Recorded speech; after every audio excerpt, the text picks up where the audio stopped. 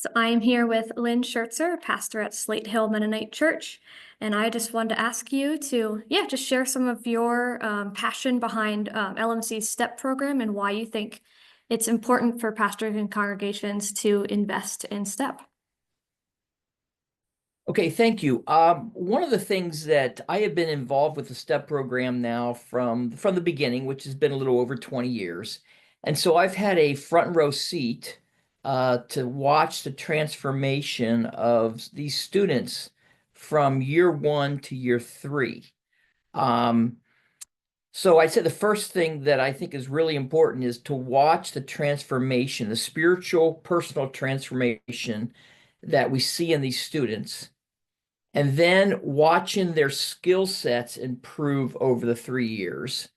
With that skill set, they get preaching, teaching, pastoral care, some of the things that for many of them, this is the first time they've really interacted with some sort of a formalized understanding of what that is. And for some, preaching is the first time they've ever preached or taught or whatever. And so you watch them get excited about the possibilities, a little bit of nervousness, but you start seeing over year one, two, and into year three, this amazing transformational personally, and then some confidence in some of their skill sets, and then their desire to actually want to do more with that.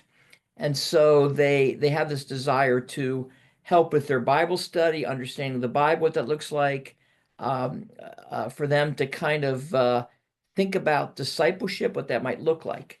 And so to me, as I sit back as a pastor who is in my twilight years, at least I think I am, looking back and thinking about where I've been the last 20 years with our church, and then also looking ahead for the transition, what the church might look like after I'm gone.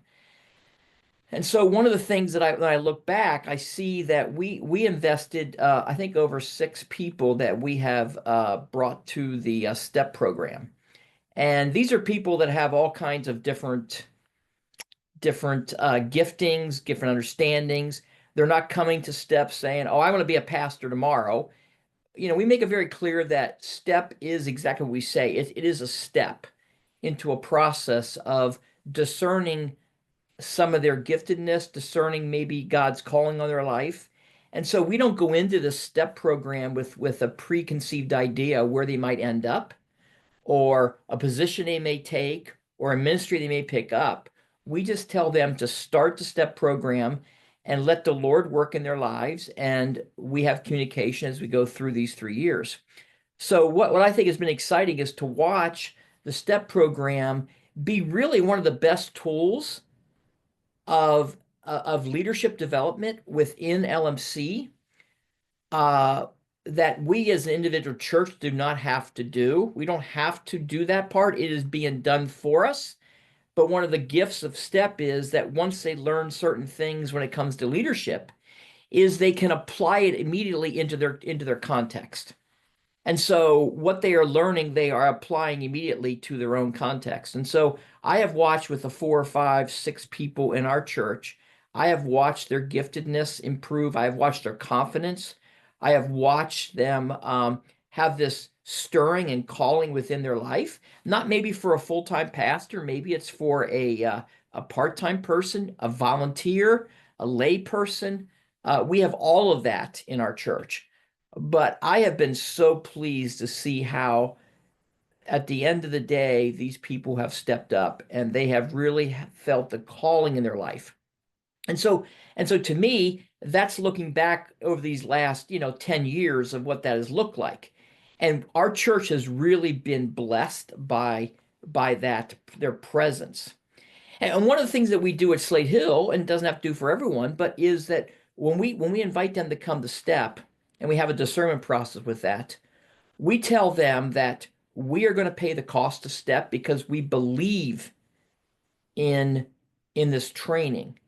And what we ask them to do is to invest their time, which takes a lot of time and energy, with probably a full-time job for many of them, maybe already working in the church, a family. And so it's a sacrifice for them to also figure this out, how that might work. But what I've watched is people who weren't very organized have to become very organized in this process. And I've watched their growth. So that's looking back. Now looking forward, one of the things that I keep thinking about for our own church as well as LMC in general is where are the leaders coming from? Where are we going to find these people?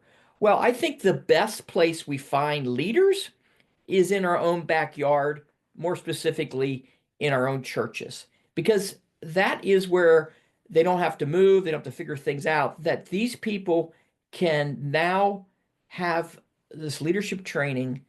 And because of this leadership training, we have a bench. I remember back in the old days, my father and my grandfather talked about this LMC thing about the bench. And I don't even understand the bench, but it has something to do with the leaders would sit up in an area called the bench. And that's for another discussion for people that know that better. But when I think about it, I think of a different kind of bench now. I think of a bench like a baseball team or something like that, that the regular players are playing, but on that bench is those who are going to be coming in, or like a minor league system. There is something in place, a system in place to replace people in the future, because we don't know what the future holds for each church. And one of the goals of LFC should not be a reactive conference, but a proactive conference. And so what that literally means is that we don't wait until the urgency is so high and so immediate that we need to find a leader, that we are actually in churches and in districts, we are planning out the future leaders of our church. And when we do that, we become a conference that is proactive, a conference that is saying we need to get people trained up because uh, the harvest is plentiful, but the workers are few. And so when we think about that in leadership, one of the things that I've watched even in our own district, because we promoted STEP pretty heavily in our own district, I think there's maybe seven churches that are coming from the STEP program that are now leaders in their church, maybe 9 or 10. And so when I look around the room at district leadership meeting, I'm seeing a whole lot of people who are now leading churches or participating in ministry in churches that I see the fruits of the STEP program. And I just think it's just a golden nugget that we need to continue to work at. We need to continue to think at, and we need to, as a conference, call people out to go and invite them for some leadership training. Now, I'll tell you one last thing, and then if you want to talk anymore. One last thing is this. I was down in Florida here in February, and I went to one of the LMC churches. It's a fairly large church, especially during a snowbird season. And what happens is all of these people from different churches go down there for a week or two, or some stay for a couple months. And they all go to Sarasota Community Church. Not all of them, but a lot of them go there. And remember the one Sunday in February, I was sitting in the back of the church, and I was thinking about, look at the representation of all of these people that come from all different churches around LMC and some other conferences. And most of them had hair that was on the gray side. And most of them were probably 65 to 70 or older. And I thought to myself, as I'm sitting back there, I think the Lord spoke to me and said, what would happen if they would hear there at that church that though they're not going to probably go to STEP, though we have a 70-year-old participating in STEP, they won't go to STEP. But what can they do? That's the question. What can they do? And I think what they can do is they can go back to their churches and become promoters of tapping shoulders of people within the church, because they have watched the church grow and they need to leave a legacy. And maybe part of their legacy is to tap shoulders and encourage others. Maybe it's walking alongside a younger person and say, hey, I really think STEP would be for you. I think I see some skills. I see some gifting in you. And maybe the gray hairs can be part of the STEP program also, and that is in them tapping shoulders. So, what would it look like for LMC churches if the older people in the church, who sometimes think that their time has passed, and maybe it has, but I think one of the things, the gifts that they can bring is they bring the wisdom, the knowledge, and tapping shoulders for some of these people. And because if we do that, then what we have truly is a legacy uh, mentality that we're not leaving a legacy of our own doing. We're leaving a legacy that the church will continue to grow and the church will continue to thrive because what's happening is the opposite tends to happen is the churches, a couple people leave, some of the older people, they go to this wonderful thing called heaven, and then the churches sort of die or close up. What would happen if in their last years they would be promoters of people to say, hey, go to step, hey, we believe in you. I just think that's a resource that needs to be tapped within the churches. Yeah, thanks for sharing all that. I think, as a younger leader in the church as well, um, yeah, I've just been so blessed by older leaders that have Hmm. encouraged me, have spurred me on, and yeah, sent me to various leadership training ability like places. Hmm. Um, I was also thinking when you were sharing all of that, like I think one of the other benefits of having, maybe older generations being involved in this process of promoting STEP is it also helps continue to create that culture or like continue that culture of the church on to the next generation, whether it be like the culture of Slate Hill Hmm. or the culture of LMC or just the culture of the capital C church, as you Hmm. have those leaders that are being trained and discipled by older leaders that are sending them off to get training. Like it just keeps that culture front and Hmm. center so that that continues to just evolve as well. Yes, that's really good. I one of the things that, as in my time here at Slate Hill, who knows how many more years I have, but one of my goals is that we transition well and that we have a plan in place, not when we have to, but we are actually being proactive in what that looks like. Because I thought, what if churches have a proactive plan for the next generation of leaders? What would that look like?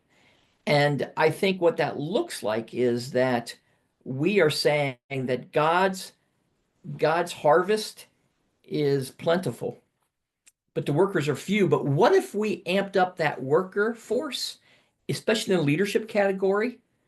What would that look like? And if we did that, then this transition stuff turns out to be a blessing versus, oh no, we got to fix this, we got to get someone taken care of, and all the angst that comes with that. And I think as we prayerfully consider leaders, and I think in churches we should be praying for who are the next leaders of our churches? And who are they? Who is God raising up? Who are we to be tapping?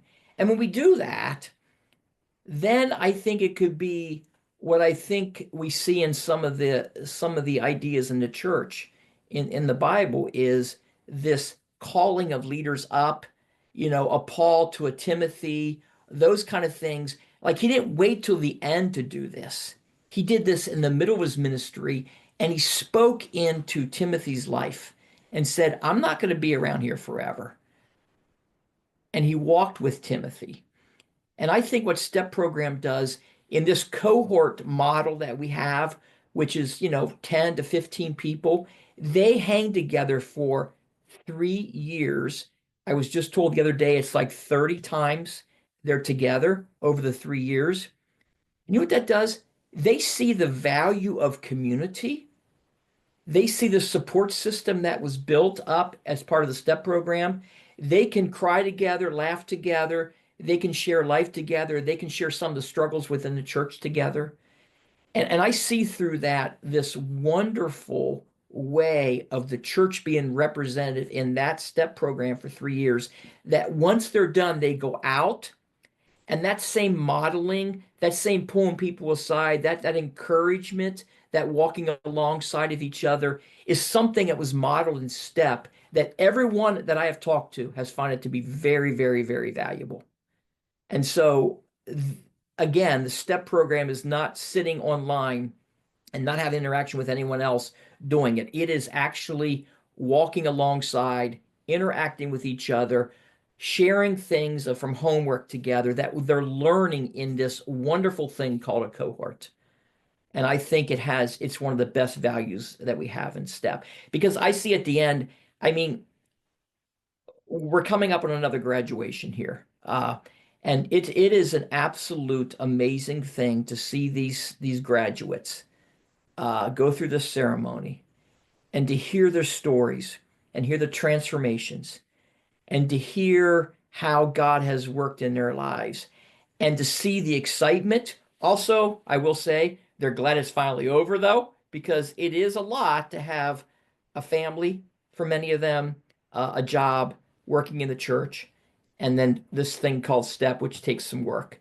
But I have watched them with grace manage this. And I say that when they have managed that well, it's also another testament of something that they're going to learn. Because one of the things I tell them all the time is, you want to wait to the end to say, well, when I'm over with STEP, I'll be able to do a better job on this or that. I tell them in STEP that STEP is ministry also because it helps you to understand that sometimes in life, you're not going to give the best sermon. Sometimes in life, you're not going to give the best teaching. Sometimes in life, you don't have all the time for pastoral care.